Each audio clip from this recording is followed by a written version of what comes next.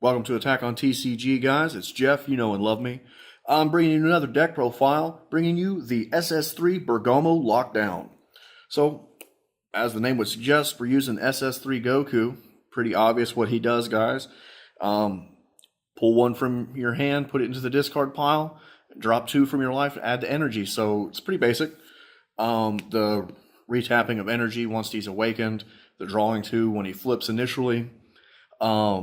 And then you can only have 6 energy ever. So that's kind of a thing, but it's still really fantastic. Earlier when the set first dropped of Tournament of Power, Bergamo was a really cool deck, wanted to play it, wanted to build it, but it had a bit of a functionality flaw. It was too slow.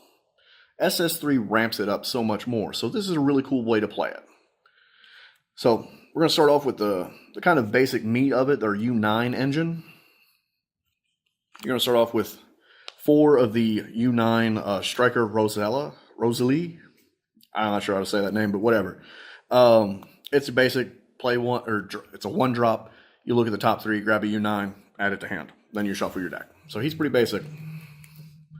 Your next card is going to be pretty decent. It's a neat little card. This is U9 Striker Oregano. When you play this card, you can reveal a U9 from hand, put it on the bottom of your deck, and then draw 2. That's really incredible hand support.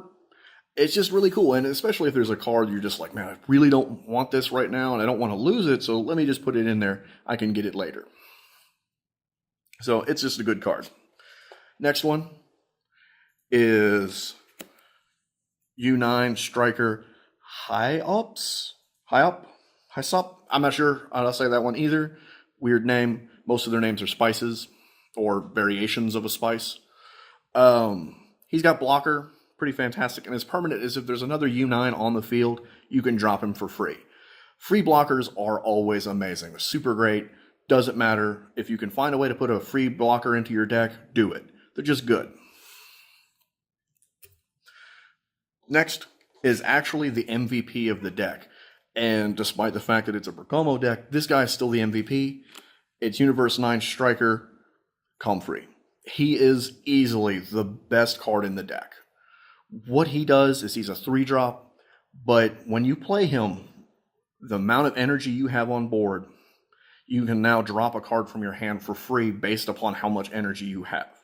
So if you've got 5 energy, you can drop a 5-drop for free when you play Comfrey. So on and so forth. This is your big play. You play him, and then you can drop almost anything in your deck by turn 3. It's fantastic. He is the MVP because he's what speeds up the deck and sets you up for almost all of your plays. The next card is kind of that runner-up in that system. This is Universe 9 Supreme Kai Ro. He makes this to where on turn 3, you're at max energy. You can't put down any more energy after turn 3. Auto, when you play this card, you can look up to the top 2 of your deck. If they're U9s, you can add them to your energy. Granted, it's 2 energy, but by that point, if you're doing this on turn 2, because you'll have 3 energy by turn 2, turn 3, you're at max energy. It's disgusting. Super good. So then we're going to get into the actual danger lineup. This is how we get our lockdown going. We're running 3 of the dangers triangle. It's the field card. Permanent is when it's on the field, or if Bergamo, Lavender, and Basil are all on the field, your opponent's battle cards in their battle area, it negates their skills if they're of a 4 cost or less. This hurts so many cards. It makes it to where they're a blank card. It's like Cold Bloodlust, but permanent. You don't have to play it. It's once it's out, it's out. And there's only a handful of cards that exist in the entire game that can remove field cards. So once you put it out there, it's pretty great. We only run it 3 because we don't want to get bricked with 4, and it becomes like a weird kind of thing. And there's a couple of cards that require U9 cards. It doesn't technically count as a U9, so we just want to avoid getting bricked with 4. But you still want to see it, so 3 is that magic sweet spot. Now the next card, in the sequence of the 3 brothers that you want to put out, this is the one that you want to put out first. This is Basil. He is a 3-drop. There is a 2-drop, but you don't want to put the 2-drop out until you have another danger, and I'll explain that when we get to him. But this one's pretty cool, permanent. If there's another danger on the field, he gets to where he has dual attack, and then he gains 1,000 for each energy you have. Now in this deck, it can only give you an extra 6,000, so that makes him a 21. It's a weird number, so people kind of have to combo a little extra to get over it. It's just kind of cool, and he's a dual attack, so it's awesome. The next one, this is that 2-drop I talked about.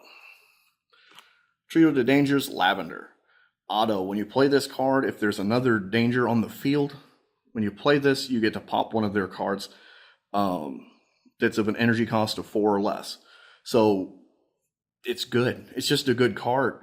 Downside is he's a 2-drop. It just doesn't make sense that he's a 2-drop that doesn't get his effect until you put one of the other ones out there. So that's the only downside to him. But other than that, he's pretty great. I mean, 10K, it's nothing to snuff at for 2-drop. Then there's this guy. This is a big one. Everyone knows this Bergamo. He's getting played in almost everything that's kind of blue right now, trying to lock people down. Permanent. When he's in rest mode, your opponent's battle cards can only attack this card. And then his other effect is when Lavender and Basil are in play, all your danger cards gain barrier. And then auto, when this card is attacked, it gains 5k for the duration of the turn.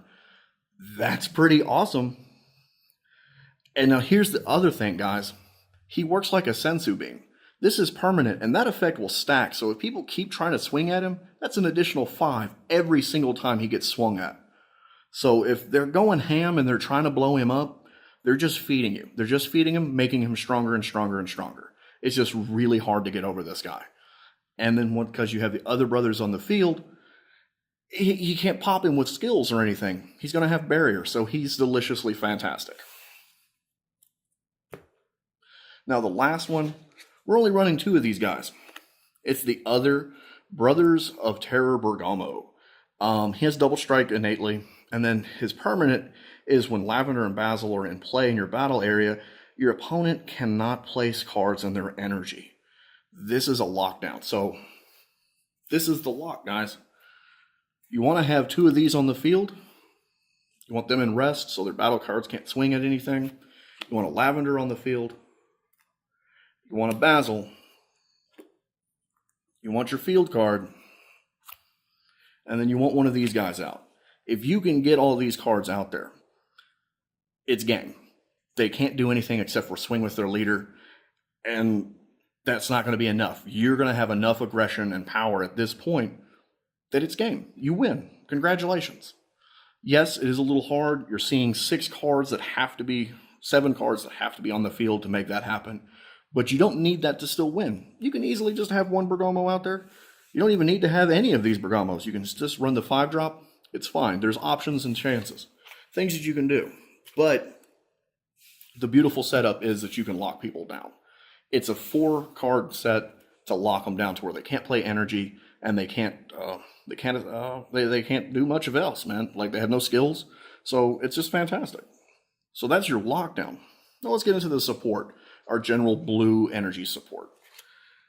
It's the standard staple stuff. The sensu beans.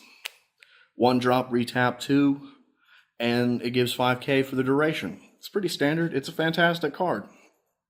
Everyone runs it for a reason. Your next is going to be your Weiss. Weiss's Coercion. It's a 1-drop that retaps an energy, so you're good. It's a free negate. Why not run 4? Then we're going to run this to add a little bit of extra energy support and some aggression. Unyielding Spirit Trunks. When you combo with this, you get to retap an energy. So, but you can only do it on your turn. But that's fine. He's your aggression card. And that's fantastic, man. Just retapping allows you to extend those plays further. And then the last card in the deck is our super combo. A lot of people would probably say use Boost Attack Piccolo. That's fine. I like Kibito Kai. I personally like the versatility and options. If I'm using it defensively, I can bring down their combo power. And in essence, that's a draw for me. And most of the time, people don't really go ham. So if you're using it defensively, just pick and choose your points, but use it offensively. This is an offensive card, so that way you get your draw. It has its options, has its versatilities, so on and so forth. So it's still a good card. I personally like it. So it's just different options, different folks. But that's the deck, guys. If you like what you saw, you know what to do. Hit those buttons, like and subscribe, all that good stuff. We've got a couple of duels coming up here pretty soon, so stay tuned for those kinds of things. If you got comments or suggestions or questions about how this deck works, or things that we could do to it, put them in the comments below, as always. And I think that's about it, guys. So as always, George Clinton, if you're watching, we'd love to have you on the show.